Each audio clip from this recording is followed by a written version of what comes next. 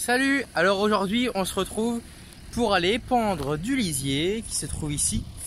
Donc il fait très chaud en ce moment, je vais pendre sur les sorgho. La fosse est pleine, enfin était pleine, donc on va épandre tout ça. Je vous explique tout en vidéo. Bah allez, c'est parti. Bah alors bon là il est 15h50.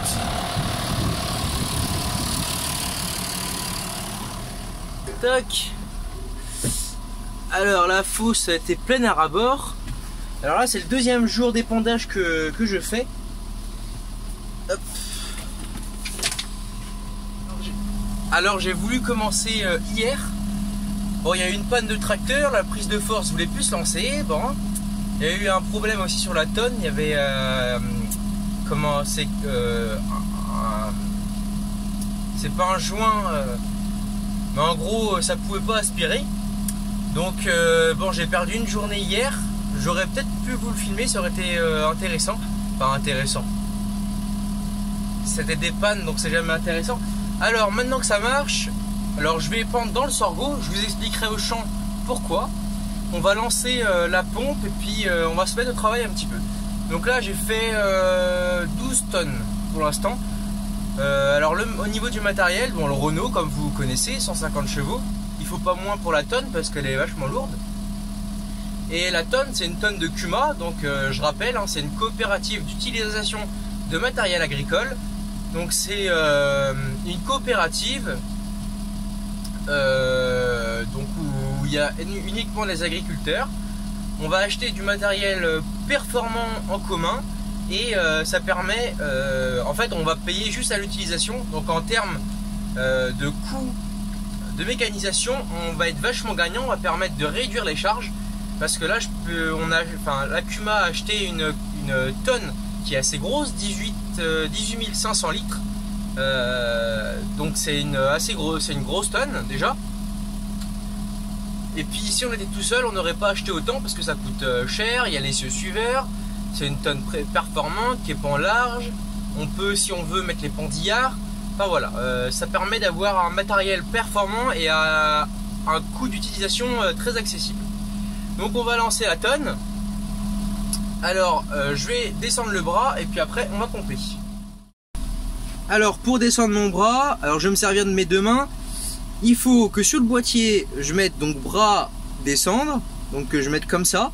Et en même temps que j'active mon distributeur qui est là. Donc à une main c'est compliqué. Je vous montre derrière le bras que je mets dans le cône, celui-là, et puis on pompe.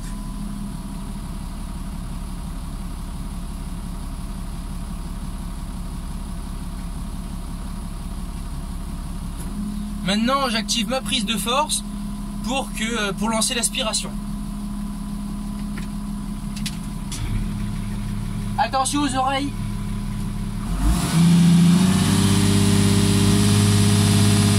Voilà, on est arrivé au champ. Alors c'est le sorgho que je vous ai montré sur Facebook. J'ai pas sur les réseaux, même sur Twitter et Instagram aussi. Je vous ai pas fait de vidéo, c'est dommage. J'aurais bien voulu en faire, c'était vraiment intéressant. C'est une très belle alternative au maïs. Pour la deuxième coupe, je vous promets de faire une vidéo dessus. Alors, ouais, le sorgho, c'est une plante, donc comme je vais dire, je vous en parle quand même brièvement. C'est un peu une alternative au maïs dans le sens où c'est une plante qui apporte quand même de l'énergie, qui apporte un grand volume de végétation. Donc là c'est un sorgho multicoupe que l'on va récolter plusieurs fois. Donc on récolte à peu près, il fait 1,50 m à quelque chose près. Et puis on le fauche. On peut faire jusqu'à 5 coupes si c'est ce métaux. Bon là si on en fait 2 c'est déjà exceptionnel parce qu'on a semé ça tard. Bon c'était la première année qu'on en faisait aussi. Alors le sorgho c'est une plante qui par rapport au maïs a besoin de beaucoup d'eau. Et que en maïs si il va avoir une période de sécheresse, il va pas repartir, il va pas redémarrer. Contrairement au sorgho, s'il y a plus d'eau pendant une certaine période, le sorgho va se stopper sa croissance comme un maïs.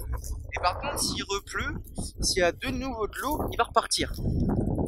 Alors, on a le temps de récolter tout, on en a eu pour en gros une semaine. En une semaine, le sorgho a déjà retalé. Je vais vous montrer ça. Alors voilà ce que je vous disais. Là, c'est la tige là qu'on a coupée. Et puis du pied, hop, du pied, on peut voir qu'il a retalé. Vous voyez, là, c'est reparti. Là, il y a encore, ça repart aussi. Là, ça repart. Donc ça s'appelle, voilà, ça tale. Donc ça veut dire que comme c'est un sorgho multicoupe, qu'il repart. Par contre, là, on n'a pas eu d'eau du tout. Alors quand on a semé, on a eu peut-être 5-10 mm jusqu'à la récolte. Et puis là, depuis qu'on a récolté ça, il n'y a pas eu une goutte d'eau. Donc le sorgho, forcément, ne peut pas repartir aussi bien. Cette année, c'est un peu un essai. Allez, c'est parti. Donc, je suis en vitesse lente. Je suis à peu près à 2 km/h.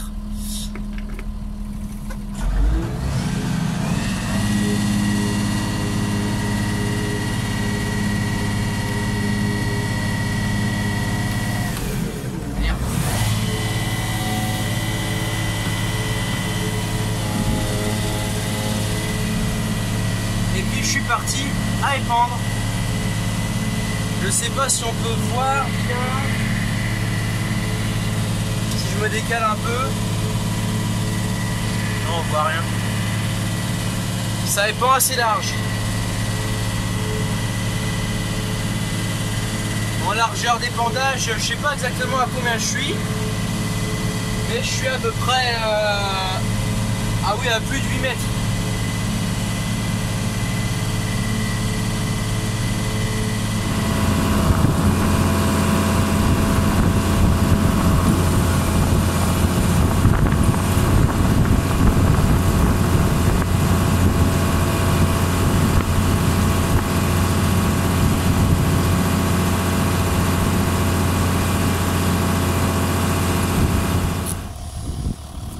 Alors là, ça a été pendu et pas là. D'ailleurs, ça se voit, c'est plus foncé à gauche. On voit là en zone sèche. Ça fait de la poussière, c'est sec. Puis derrière, là-bas où c'est pendu, on peut voir que c'est vachement plus foncé. Vous voyez, il y a de l'humidité même en profondeur. Donc je dois mettre quand même quelques bons millimètres, pardon.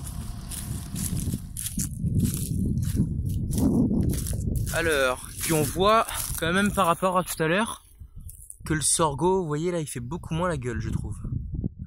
Donc là, je pense que c'est mission réussie, que ça va vraiment profiter au sorgho, ça va le rebooster un petit peu.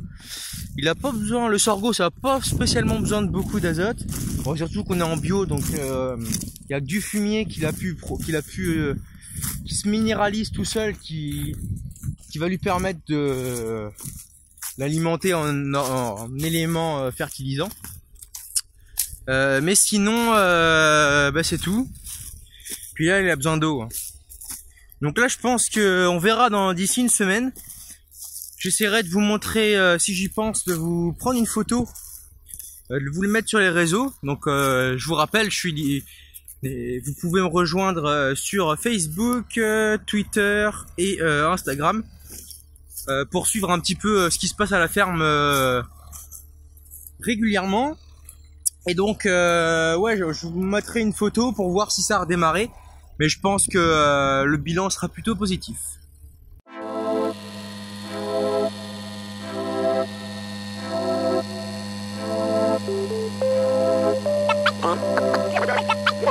One.